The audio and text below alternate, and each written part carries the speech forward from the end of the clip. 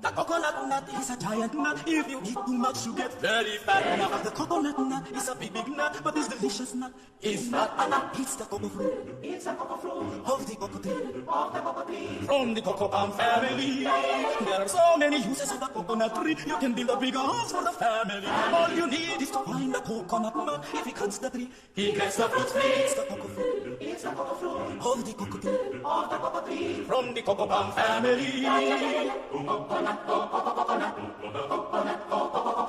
The coconut bark for the kitchen floor. If you save some of it, you can build a door now. The coconut trunk, do not throw this dump. If you save some of it, you'll have a second floor. The coconut wood is very good. It can start 20 years if you break it wood. Now the coconut root, to tell you the truth, you can throw it or use it as firewood. The coconut leaves good shade it gives for the roof, for the walls, up against the eaves. Now the coconut fruits, say my relatives, make good cannonballs up against the thieves. It's the cocoa fruit. It's the cocoa fruit of the cocoa tree.